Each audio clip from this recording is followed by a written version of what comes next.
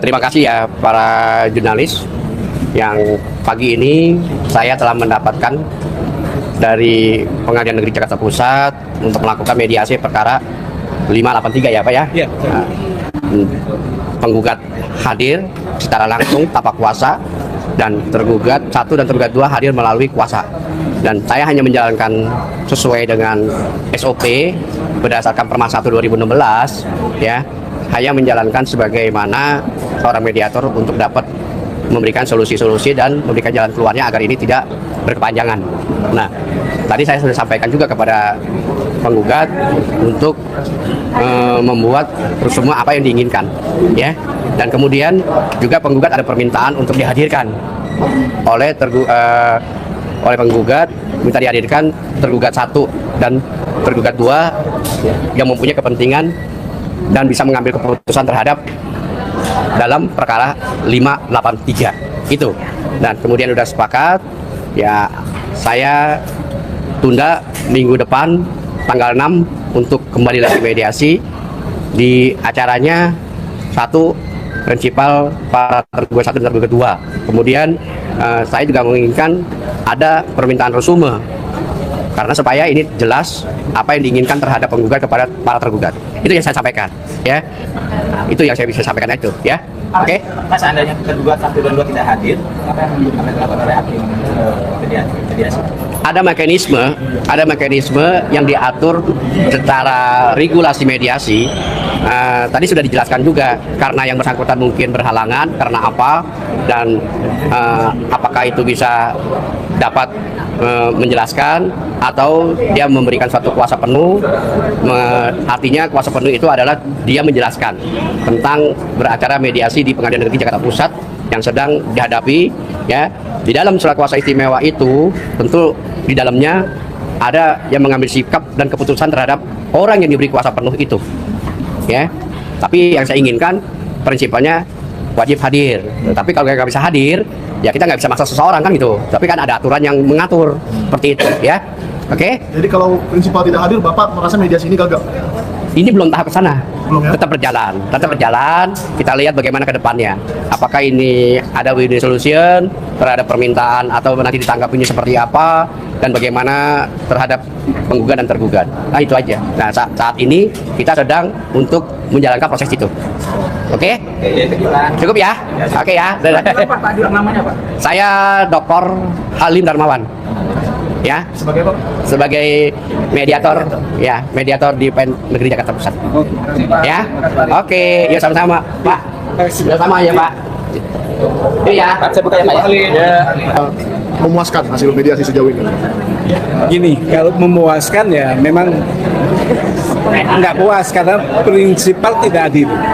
Tergugat 1 dan tergugat 2 tidak hadir. Diperjelas Pak, tergugat 1 itu Gibran Raka Buming Raka dan tergugat 2 Komisioner KPU. komisioner KPU, Iya. tidak hadir dua-duanya. Iya. Oke, apalagi? Ya, jadi Gini, ketidakhadiran para prinsipal tergugat tadi, saya minta diterapkan Perma nomor 1 tahun 2016 tentang mediasi, bahwa prinsipal wajib hadir, gitu. wajib hadir. Berarti kalau tidak hadir dianggap Ya nanti, karena nanti mediator yang menyimpulkan gitu. menimbulkan Ya. bahwa mungkin mereka tidak hadir itu berarti mereka tidak menghargai proses ini gitu ya. Tapi dalam Perma itu dikategorikan boleh tidak hadir ada 4.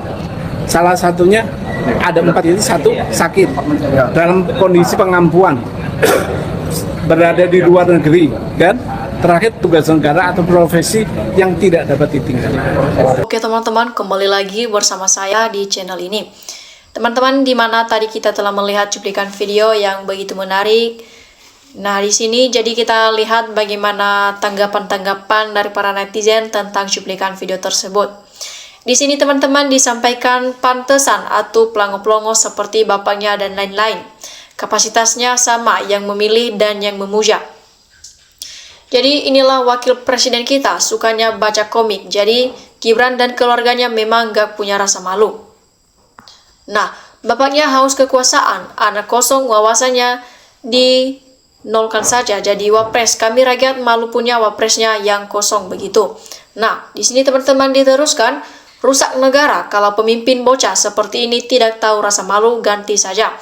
Jadi Kaisang disindir, kok senang kalau ada SLB, pantas cengar-cengir. Nah, memang tidak semua orang harus senang baca, tidak semua orang harus pintar, tidak semua tidak usah merusak demokrasi hanya demi kekuasaan. Jadi keluarga serakah tidak tahu diri, tidak punya rasa, dan tidak punya etika, tak ada rasa terima kasih, hanya pikirkan rasa, tidak punya etika dan terima kasih, hanya pikirkan keluarga dan kroni-kroninya saja gitu. Nah, diteruskan di sini teman-teman, itu yang pembela Gibran dengar, kalian punya wakil bicarakan tuh. Jadi bapak dan anak 11,12 buah jatuh tidak akan jauh dari pohonnya sendiri. Emang benar itu ya teman-teman. Jadi anak beginian yang dijadikan wapres Pak Prabowo salah besar. Jadi ke depan diadakan lomba bagi anak-anak setingkat SLTA yang terpilih jago main PS dan baca komik, dan akan dipersiapkan jadi pres dan wapres bila ataupun apabila perlu undang-undang pemilih dirubah. Jadi yang satu pelongo-pelongo, yang satu cengar-cengir. Jadi ini akibat titipan ayah sama anak-anak gak berbobot dipaksakan untuk menjadi negara Indonesia. Sedih. Jadi dulu bocil sama pelongo-pelongonya jadi bahkan ketawaan rakyat. Bagaimana kata dunia? Apa yang bisa diharapkan dari anak-anak yang begini? Jadi di sini teman-teman, yang gini kok jadi wapres, apa salah negara ini ya? Jadi keluarga pembohong adalah penuh dengan dosa-dosa kering. Nah, di sini teman-teman, itu bukan produk rakyat, tapi produk kekuasaan dan ternaknya, dan produk MK, KPU, hancurlah cita-cita dan perjuangan bangsa Indonesia. Jadi keluarga Maharakus penggerak buzzer-buzzer untuk intimidasi rakyat yang bersuara dengan duit sogokan gede untuk menutupi kasus ijazah ini. Jadi di sini teman-teman diteruskan di sini, hancur dunia ini kalau pemimpin seperti ini yang memilih presiden. Jadi tolong pikirkan masa depan untuk cucu kita dan nasib negara ini, jangan karena uang ya. Nah, diteruskan di sini teman-teman semua, dikatakan di sini terlalu dini terjun ke dunia politik, mending mundur daripada malu-maluin karena masih harus banyak untuk belajar. Jadi UGM wajib tanggung jawab NKRI, harga mati gaspol menyala. Jadi yang tidak waras lagi itu yang memilih, yang tidak punya wawasan tentang negara. Inilah negara Konoha. Jadi pantas hasilnya kayak gitu jadinya. Nah, selanjutnya teman-teman, di sini banyak orang Indonesia pintar dan cerdas, berpendidikan tinggi, tapi kenapa tidak dapat wapresnya yang kosong? Jadi rakyat mohon para penegak hukum harus tegak seperti tiang bendera agar kelihatan siapa yang benar dan hukum tidak dikalahkan sama penguasa-penguasa. Nah, bukan salah pilih, tapi sengaja dipilih wakil presiden yang gak usah suka baca tapi suka main PS hancur-hancur. Nah, diteruskan di sini teman-teman, kalau orang sudah merasakan memang ya narkoba makannya pikirannya yang enggak embung, yang ada pelangau-pelangau, jadi udah biasa gitu. Nah, dari wawancara ini teman-teman aja bisa dinilai orang kalau kurang membaca ilmu pengetahuan yang sangat minim. Jadi emang pemuda Indonesia yang enggak ada yang bertobat lagi. Nah, diteruskan di sini teman-teman, bagai lawakan gratis ente yang memilih ketawala selepasmu, jangan ditahan nanti ente kentut. Jadi kalau bukan anak presiden ya gak bakalan tuh jadi ERT juga belum tentu. Jadi yang berhak menentukan keaslian ijazah Jokowi itu hakim apa Bareskrim tuh. Nah, diteruskan di sini teman-teman, Gibran sama Kesah sama omong-omong terlalu tinggi. Katanya usaha pisangku sama Markobar semua cuma nonsen. Nah, diteruskan di sini teman-teman, lelucon abad ini menghiasi wajah parlemen Indonesia. Jadi maksudnya asli fotokopian. Nah, saking hebatnya sang bapak dalam berolah tipu anak-anaknya yang sebegitunya bisa duduk di Siyanggasana wapres sama ketum partai. Jadi di sini teman-teman diteruskan, wapres paling jujur sedunia, wapres Indonesia, mau dihoyal bilang sama media, mau main pas bilang sama media, yang mau hobi dan bilang sama media jadi keputusannya boleh kita tiru. Nah, jadi wapres hasil KKN minim pengalaman. Nah, di sini teman-teman selanjutnya, seluruh sekolah aja dulu yang benar, yang pintar, yang berprestasi, buktikan dulu kecerdasannya, prestasinya, di pemilu nanti semakin sulit, rakyat tidak akan pernah bisa lagi dibohongi lagi. Nah, diteruskan di sini teman-teman, terbukti hanya tukang martabak dan tukang pisang saja, tidak lebih.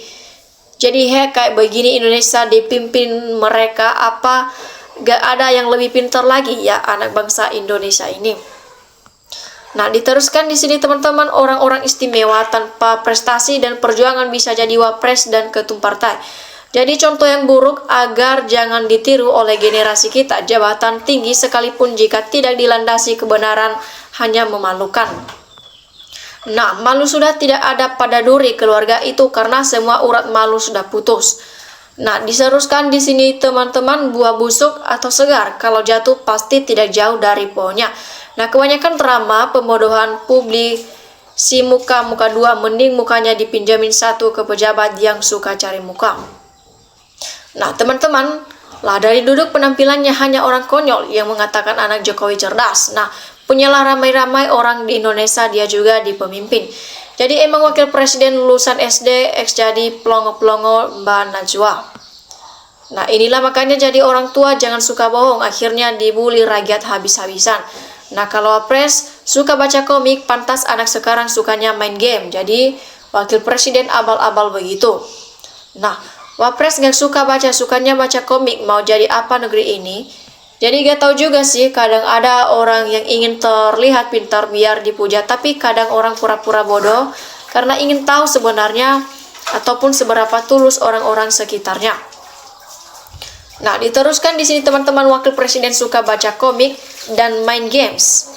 Jadi di sini meskipun sudah pernah lihat tetapi lucunya ya. Jadi pemimpin negara sebesar Indonesia yang persoalannya sangat kompleks, punya pemimpin tidak suka membaca, mau bilang apa nanti kalau berkunjung ke sekolah. Jadi ini pejabat Indonesia yang hebat ya. Jadi Polri yang mana? Mungkin oknum Polri yang menyatakan ijazah asli.